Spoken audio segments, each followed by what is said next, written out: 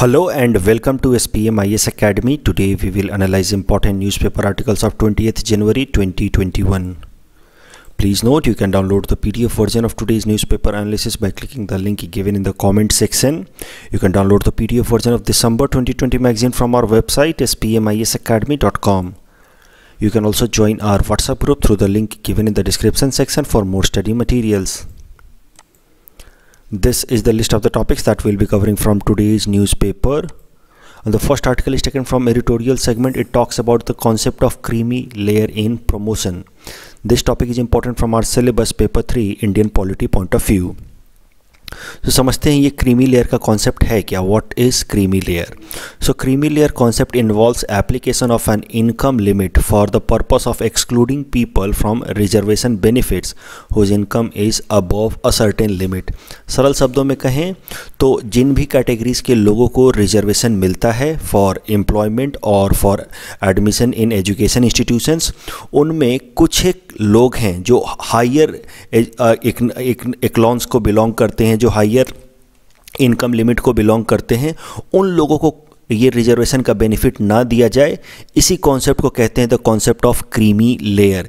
ये कॉन्सेप्ट पहली बार supreme court ने दिया इंदिरा साहनी केस में इन 1992. देखिए इंदिरा साहनी केस जो था 1992 का, उसमें क्वेश्चन किया गया reservation being given to the OBCs. OBC को रिजर्वेशन उसी टाइम में इंट्रोड्यूस किया गया था, 27% रिजर्वेशन इन पब्लिक एम्प्लॉयमेंट, और उसको लेकर के काफ़ी ज़्यादा प्रोटेस्ट भी हुआ और सुप्रीम कोर्ट के अंदर इस ओबीसी रिजर्वेशन को चैलेंज किया गया. तो सुप्रीम कोर्ट ने इस इंदिरा साहनी केस में इस ओबीसी रिजर्वेशन का जो चैलेंज था उसको रिजेक्ट कर दिया. सुप्रीम कोर्ट ने कहा कि ओबीसी को रिजर्वेशन दिया जा सकता है 27% as far as admission in education institutions is concerned and as far as public employment is concerned. तो रिजर्वेशन मिलेगा. लेकिन सुप्रीम कोर्ट ने इंदिरा साहनी जजमेंट में दो इम्पॉर्टेंट गाइडलाइंस ले डाउन किए रिगार्डिंग रिजर्वेशन. सबसे पहला उन्होंने कहा कि रिजर्वेशन ओबीसी को भी दिया जा सकता है, लेकिन in any case overall reservation should not exceed 50% of the total seat. तो जो भी सीटें हैं, एससी हो रिजर्वेशन हो, एसटी रिजर्वेशन हो, जो भी रिजर्वेशन हो, उन सबको भी मिला करके, ओबीसी रिजर्वेशन को भी मिला करके, in general overall reservation should not exceed 50%. In ordinary circumstances, in some extraordinary circumstances it can exceed. ये तो पहली गाइडलाइंस थी. और दूसरी गाइडलाइन सुप्रीम कोर्ट ने दी, that was the concept of creamy layer, कि जो ओबीसीज के लिए रिजर्वेशन मिलेगा, लेकिन ओबीसीज के अंदर जो रिच लोग हैं, जो इनकी एक इनकम लिमिट एक सर्टेन सीलिंग लिमिट से ऊपर है, उनको इस रिजर्वेशन का फ़ायदा नहीं मिलेगा. और उन्हीं लोगों को कहा गया है क्रीमी लेयर. और ये जो लिमिट है, सीलिंग लिमिट है क्रीमी लेयर का फॉर ओबीसीज, ये टाइम टू टाइम अपग्रेड किया जाता है, रिवाइज किया जाता है. फॉर एग्जाम्पल, जब पहली बार इंट्रोड्यूस किया गया था 1992 में, तो उस टाइम में सीलिंग लिमिट थी 1 लाख रुपए की अर्निंग. अगर जो भी परिवार 1 लाख रुपए से ज़्यादा अर्न करता है, ओबीसी फैमिली को बिलोंग करता है, उसको ये रिजर्वेशन बेनिफिट नहीं मिलेगा, because that family will be considered as part of creamy layer in OBC. Time to time इसको रिवाइज करके अब ये सीलिंग लिमिट कर दी गई है 8 लाख रुपए. मतलब सरल शब्दों में कहें तो वो ओबीसी परिवार जिसकी इनकम 8 लाख रुपए से ज़्यादा है, उसको रिजर्वेशन का बेनिफिट नहीं मिलेगा. That is the concept of creamy layer. But एक चीज़ आपको ध्यान रखनी है, that the concept of creamy layer is applicable only for OBC class. It's not for schedule caste and schedule tribes. अगर शेड्यूल कास्ट और schedule tribes को आप belong करते हैं तो आपकी चाहे कितनी भी इनकम हो, आपको रिजर्वेशन का बेनिफिट मिलेगा. तो जरा समझते हैं कि why the concept of creamy layer is not applicable for SC and ST class. तो सुप्रीम कोर्ट में ये आर्ग्यूमेंट किया गया और उसमें फिर सुप्रीम कोर्ट ने कहा कि देखो, the backwardness of SC and ST is not just in economic sense, it is in social sense as well. They have been subjected to historical injustices. उनके अगेंस्ट इन अनटचेबिलिटी प्रैक्टिस की गई है, उनके against social discrimination किया गया है कि तुम यहाँ मंदिर में नहीं जा सकते या पब्लिक प्लेस के कुएँ से पानी नहीं निकाल सकते. तो उनके साथ काफ़ी पुराने टाइम से इस तरह के इनजस्टिस किए गए हैं. वो जो इनजस्टिस है उनके सिर्फ इकोनॉमिक बैकवर्डनेस के लिए नहीं था, वो since they belong to a particular class, और इस कारण से उनके अगेंस्ट इतने सारे इनजस्टिसेस हुए हैं राइट सिंस हिस्टोरिकल टाइम्स। और उसको बस इकोनॉमिक सेंस में इस इनजस्टिस को नहीं देखा जाना चाहिए, इस डिस्क्रिमिनेशन को बस इकोनॉमिक सेंस में नहीं देखा जाना चाहिए। और यही कारण है कि जो अमीर से अमीर भी SC या ST इंसान है उसको भी रिजर्वेशन मिलना चाहिए, क्योंकि अभी भी वो सोशली बैकवर्ड है। भले इकोनॉमिकली वो फॉरवर्ड हो चुका हो और इकोनॉमिकली वो डेवलप हो चुका हो, लेकिन सोशली अभी भी वो बैकवर्ड है और उसको रिजर्वेशन मिलना चाहिए, ताकि ये जो हिस्टोरिकल इनजस्टिस इन कम्युनिटी के अगेंस्ट हुआ है उसको मेकअप किया जा सके। फॉर एग्जांपल आप देख लीजिए डॉक्टर BR अम्बेडकर, वो SC कम्युनिटी को बिलोंग करते थे, काफ़ी पढ़े लिखे थे, he belong to affluent family as well, मतलब SC कम्युनिटी के वो क्रीमी लेयर माने जा सकते हैं। वो लॉयर भी थे, लेकिन फिर भी इतने वेल एजुकेटेड, इतने वेल नोन लॉयर होने के बाद भी उनको कोई केस नहीं मिलता था उनके ज़माने में। क्यों? क्योंकि वो SC कम्युनिटी को बिलोंग करते थे। और इसी कारण से उन्होंने फिर ये दलित मूवमेंट स्टार्ट किया। क्यों? क्योंकि वो इकोनॉमिकली डेवलप होने के बावजूद भी सोशली मार्जिनलाइज्ड हैं, डिस्क्रिमिनेटेड थे। तो यहाँ से ये कॉन्सेप्ट आया है कि एक शेड्यूल कास्ट या शेड्यूल ट्राइब का इंसान भले इकोनॉमिकली रिच भी हो जाए तो भी उसके खिलाफ सोशल डिस्क्रिमिनेशन होता है, और पुराने ज़माने में भी हिस्टोरिकल इनजस्टिस होता रहा है इस क्लास के अगेंस्ट। और यही कारण है कि इस क्लास को इरेस्पेक्टिव ऑफ देयर इनकम इनको रिजर्वेशन मिलना चाहिए। तो अगर सरल शब्दों में कहें तो देखिए, इस इमेज की मदद से समझिए, ये SC और ST कैटेगरी का मान लीजिए एक IAS ऑफिसर भी क्यों ना हो, इनके अगर ये IAS ऑफिसर है मतलब ये रिच हैं, अब इनकी इनकम ऑफ कोर्स 8 लाख रुपए से ज़्यादा है, तो क्रीमी लेयर में आना चाहिए। लेकिन फिर भी इनके बच्चों को, इनके सन या डॉटर को रिजर्वेशन का बेनिफिट मिलेगा इरेस्पेक्टिव ऑफ इनकी इनकम लिमिट। सो इनको रिजर्वेशन का बेनिफिट मिलेगा as far as admission in education institutions is concerned और पब्लिक एम्प्लॉयमेंट इज कंसर्न्ड। लेकिन अब आ जाते हैं करंट केस पे, जिस कारण से हम आर्टिकल कवर कर रहे हैं। This current case is related with M Nagarajan judgement given by supreme court in 2006। Supreme court ने 2006 के इस M नागराजन जजमेंट में कहा that the application of creamy layer principles should be made to SC and ST community people also in promotions। इस बात का ध्यान दें कि पब्लिक एम्प्लॉयमेंट यानी कि सरकारी नौकरी मिलना या एजुकेशन इंस्टीट्यूशंस में एडमिशन होना वो एक अलग बात है, और दूसरी बात होती है प्रमोशन, कि एक बार आपको सरकारी नौकरी मिल गई तो उसके अंदर डिपार्टमेंटल जो प्रमोशंस होते हैं, आप अंडर सेक्रेटरी से फिर जॉइंट सेक्रेटरी बनते हैं, वो सब जो प्रमोशंस होते हैं उसमें भी रिजर्वेशंस मिलते हैं SC ST लोगों को।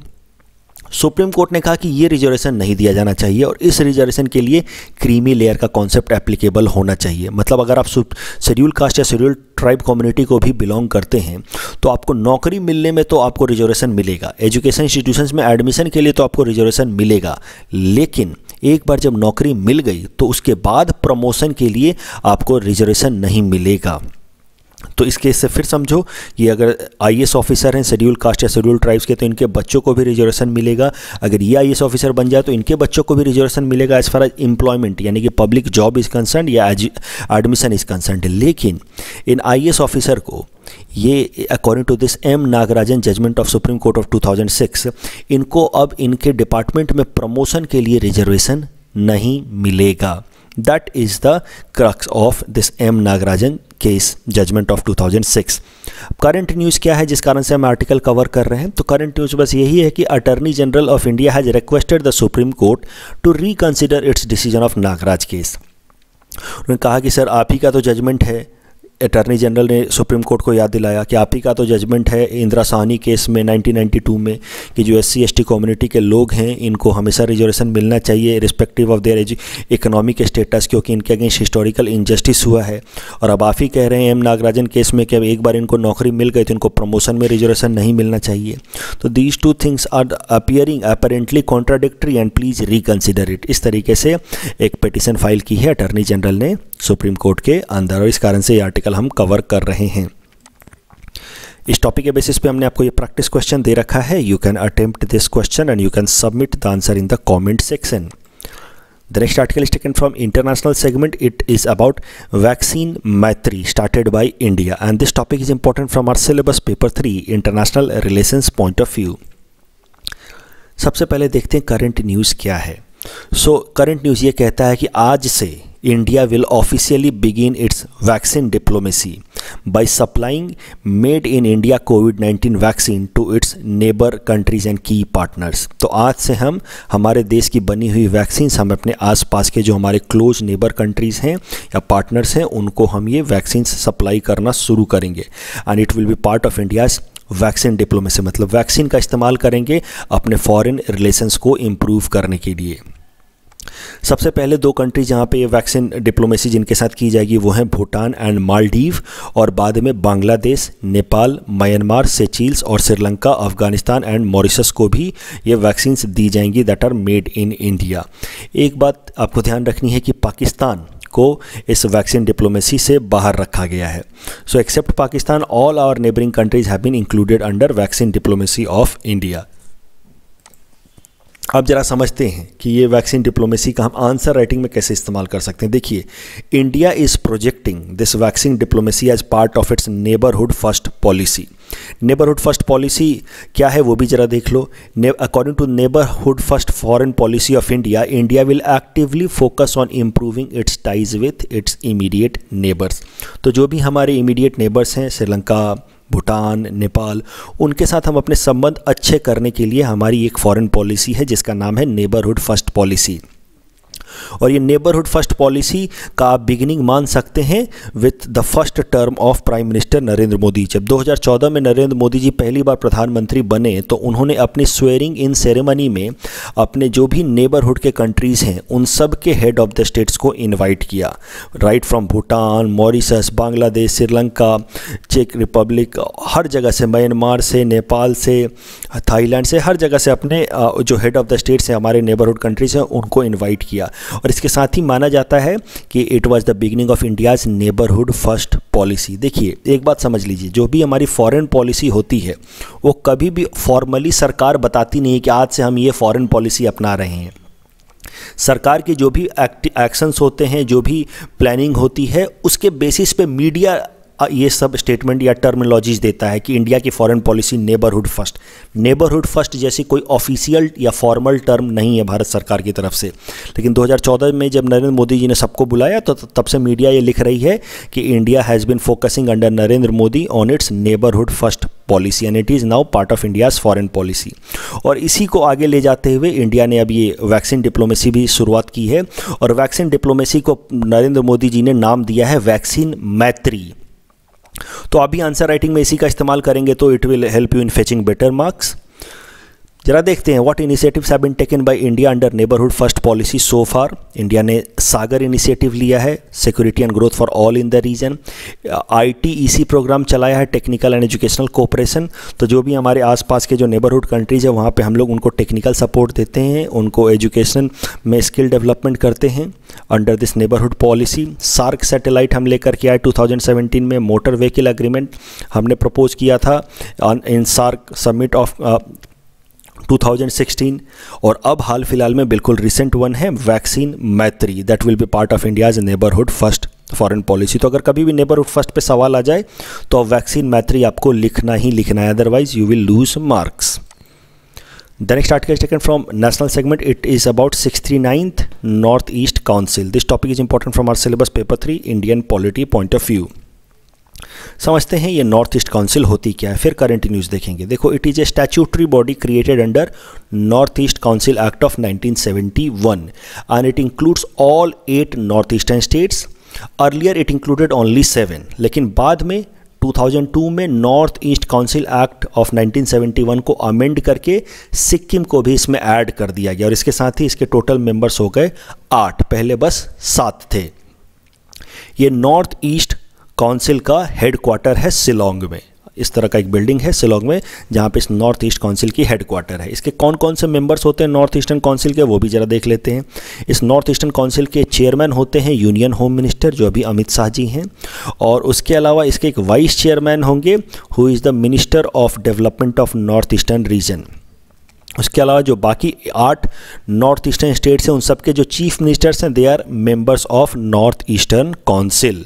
और नॉर्थ ईस्टर्न काउंसिल का काम क्या है? It's a regional planning body. Its main function is to have a regional planning of north eastern region, ताकि नॉर्थ ईस्टर्न स्टेट्स का डेवलपमेंट किया जा सके, इंफ्रास्ट्रक्चर डेवलप किया जा सके, सिक्योरिटी कंसर्न्स को एड्रेस किया जा सके, जैसे कि स्मगलिंग वगैरह, ड्रग ट्रैफिकिंग, इन सब को डिस्कस किया जाता है नॉर्थ ईस्टर्न काउंसिल में। एक बात और आपको ध्यान रखनी है from exam point of view कि नॉर्थ ईस्टर्न काउंसिल में किसी एक पर्टिकुलर स्टेट के इशूज़ को नहीं लिए जाते हैं।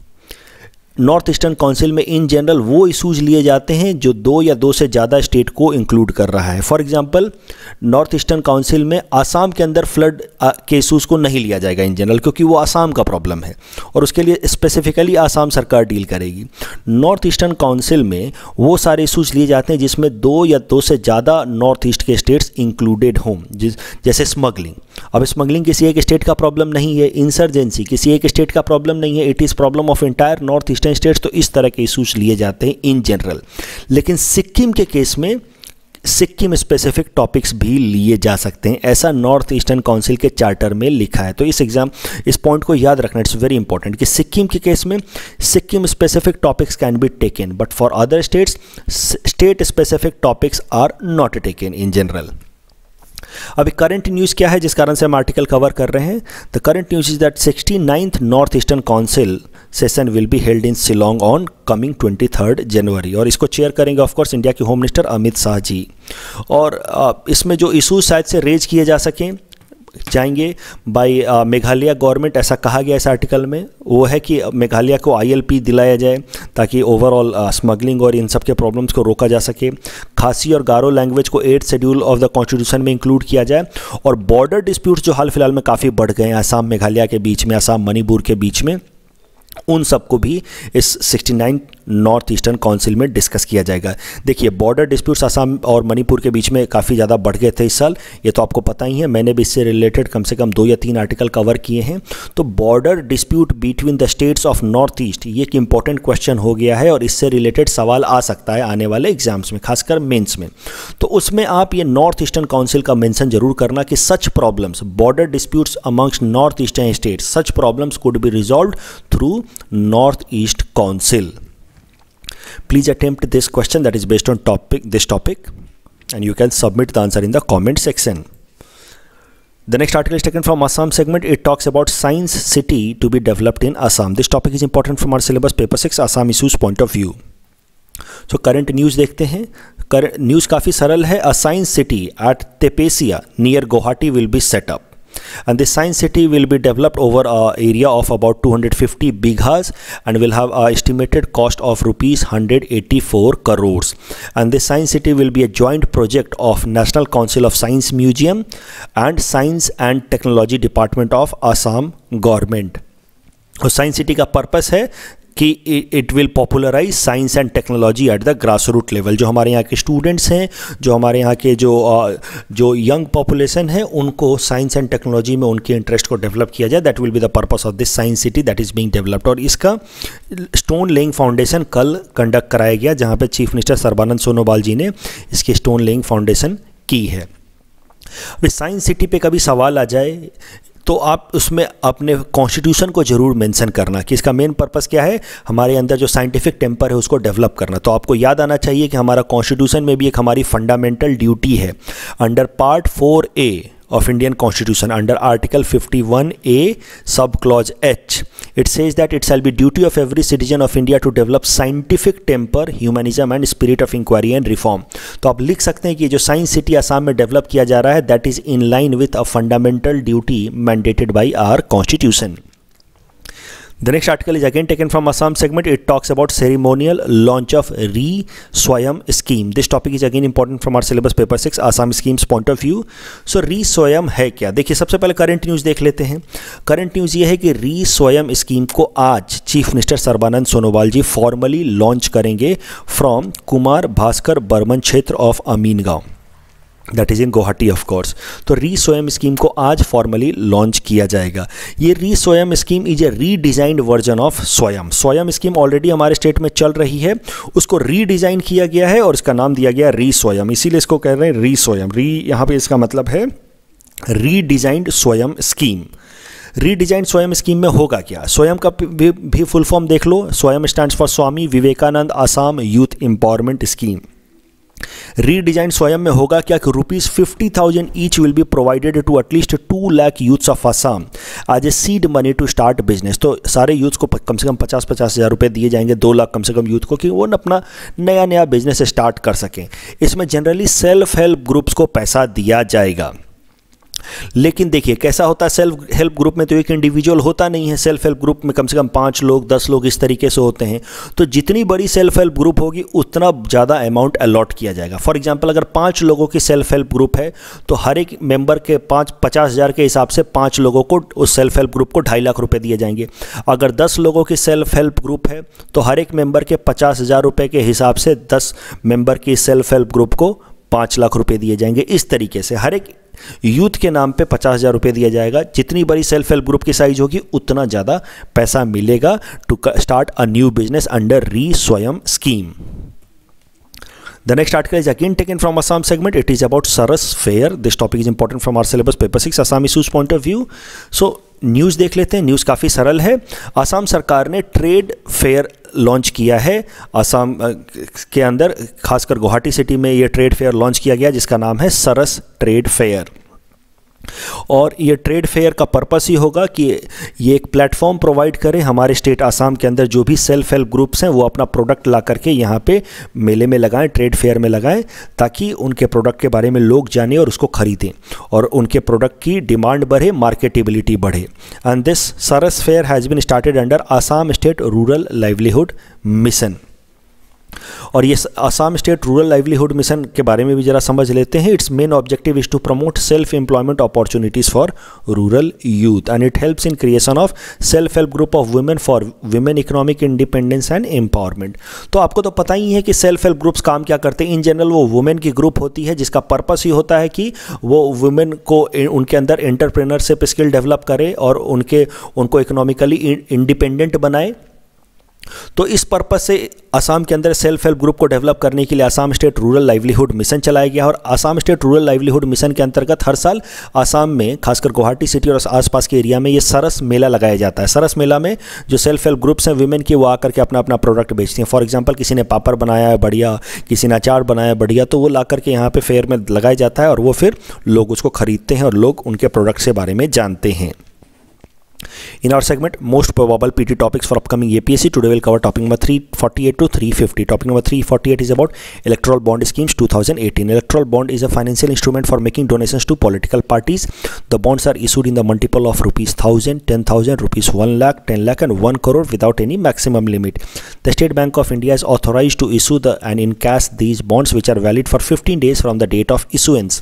These bonds are redeemable in the designated account of a registered political party. Every party that is registered under Article 29A of Representation of People Act 1951 and has secured at least 1% of the votes polled in the most recent Lok Sabha or state election will be allotted a verified account by Election Commission of India, and electoral bonds transactions are made only via this account. The bonds are available for purchase for any person who is citizen of India or incorporated or established in India for a period of 10 days in each month of January, April, July and October, and may be specified as by the government. तो हर दिन आप नहीं खरीद सकते electoral bonds, कुछ एक specified days होते हैं सरकार द्वारा, उन्हीं दिनों पे आप इलेक्टोरल बॉन्ड्स खरीद सकते हैं। Please attempt this question that is based on topic number 348.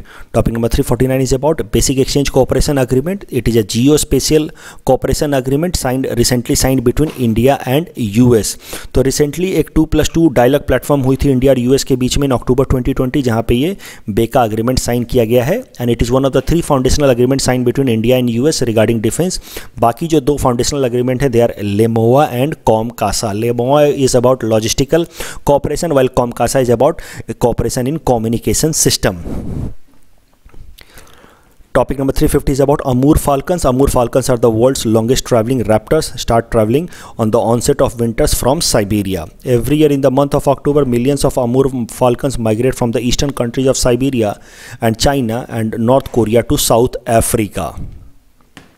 And बीच में वो डोयांग लेक ऑफ नागालैंड के आसपास आकर के रुकते हैं. That is there very well and popularly known stop over. And इसी कारण से Nagaland is known as falcon capital of the world as well.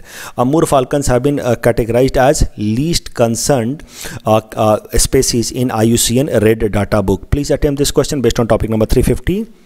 This is the answer of question number 345 to 347 that we had given in yesterday's newspaper analysis. Today's question can be attempted by students and you can submit the answer in the comment section. We will be sharing answer of these questions in tomorrow's newspaper analysis. कल जो हमने practice question दिया था उसका answer देख लेते हैं. Financial stability report is published by RBI. Great lakes के बारे में, it is the largest fresh water lake system in the world. Absolutely correct. Lake Michigan is the largest fresh water lake in the world. This is wrong. Lake superior is the largest fresh water lake in the world. So the correct answer will be option A, one only. Third, MICE is related to tourism promotion policy. So the correct answer will be option D.